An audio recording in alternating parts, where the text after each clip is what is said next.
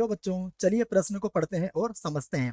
निम्नलिखित फलनों के लिए दिए गए अंतरालों में रोले की प्रमेय को सत्यापित कीजिए।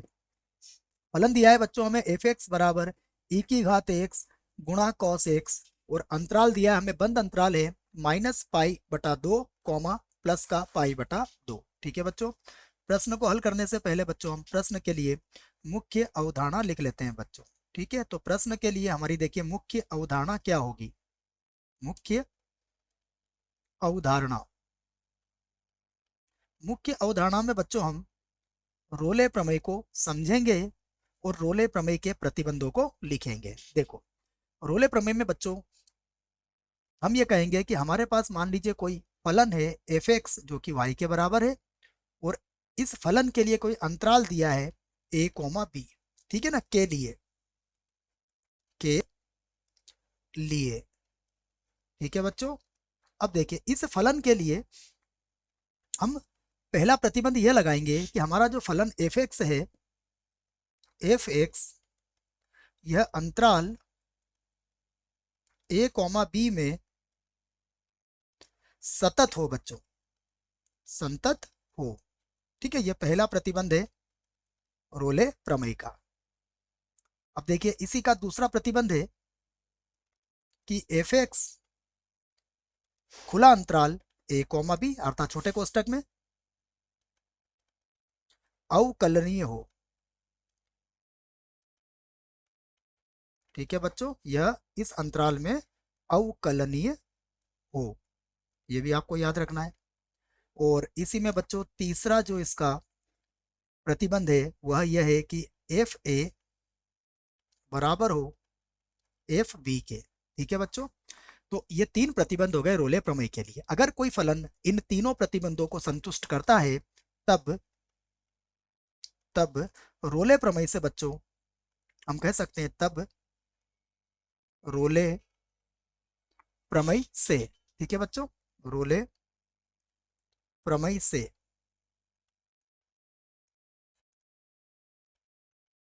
देखो बच्चों क्या होगा, रोले प्रमेय से कोई बिंदु सी जो कि कहां मिलेगा बच्चों, हमें खुला अंतराल ए कॉमा बी में।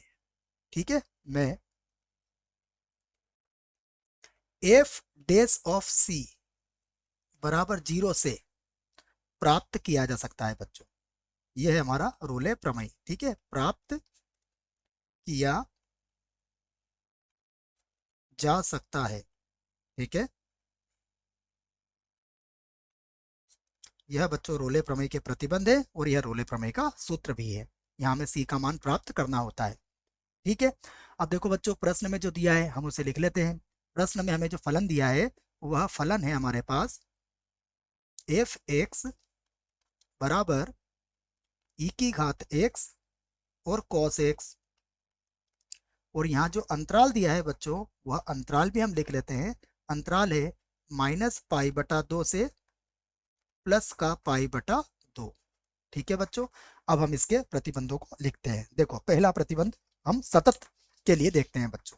तो देखो पहले नंबर पर हम लिखते हैं कि एफ एक्स जो है बच्चों अंतराल -π/2 और π/2 में संतत है, संतत है। अब बच्चों क्यों सतत है इसको भी हम देख लेते हैं। क्योंकि क्योंकि क्योंकि बच्चों ई की घात एक्स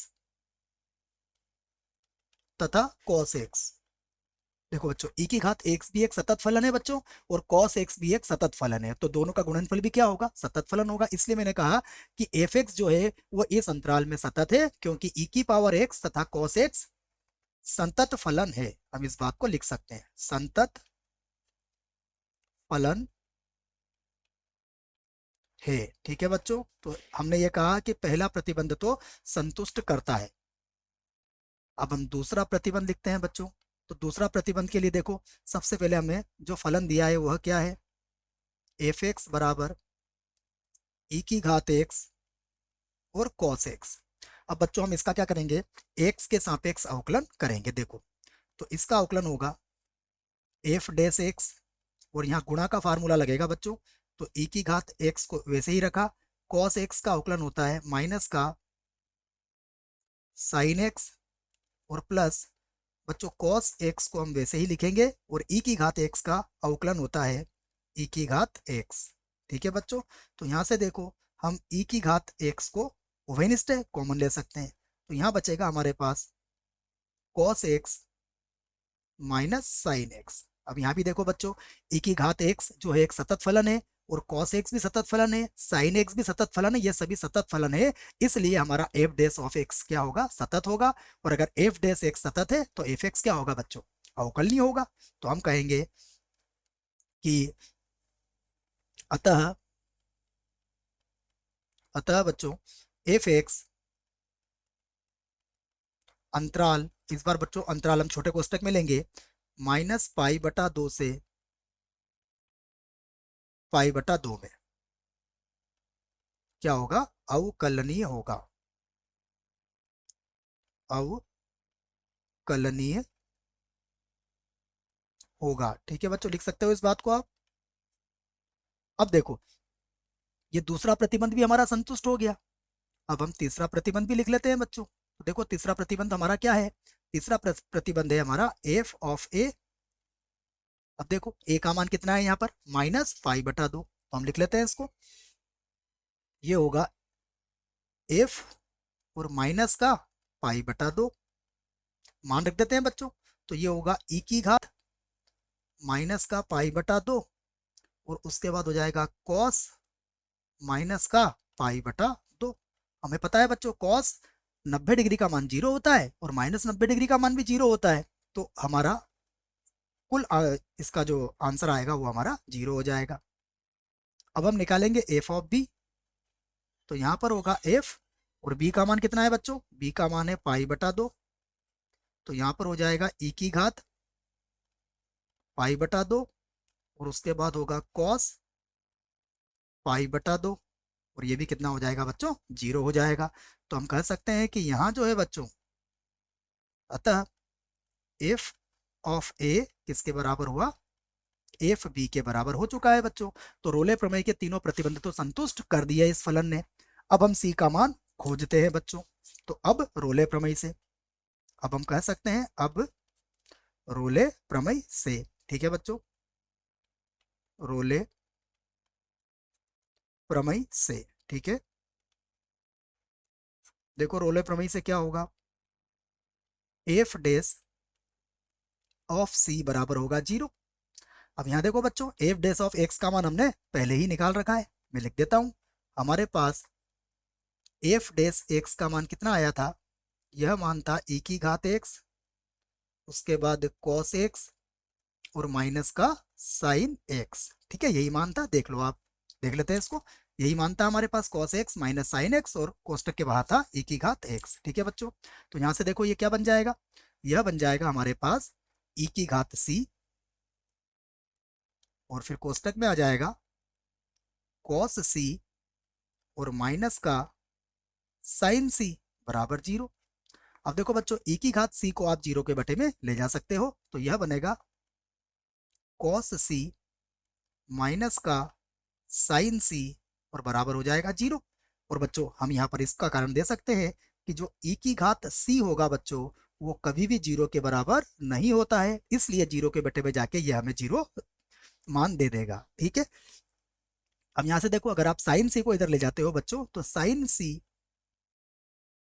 बराबर होगा हमारे पास कॉस सी, कॉस सी को बटे में ले जाओ बच्चों, तो यहाँ से मिलेगा हमें टेन सी, और बराबर कितना हो जाएगा 1। और 1 कब होता है बच्चों, 1 होता है टेन 45 डिग्री का मान, जिसे हम लिखेंगे π/4। तो अब हम सी का मान देख सकते हैं बच्चों, तो अतः देखो बच्चों सी का मान हमारा कितना आएगा, π/4, और हम कह सकते हैं कि यह बिलोंग्स टू होगा कितना, -π/2 से π/2। ठीक है बच्चों, इसका मतलब सी का मान भी हमें मिल चुका है। तो अब हम कह सकते हैं कि रोले प्रमेय क्या हुआ, हमारा सत्यापित हुआ। तो अतः रोले प्रमेय, पूरा लिखना पड़ेगा बच्चे हमें, प्रमेय सत्यापित होता है। ठीक है बच्चों, आशा करता हूं बच्चों आपको इस प्रश्न का उत्तर समझ में आया होगा। धन्यवाद।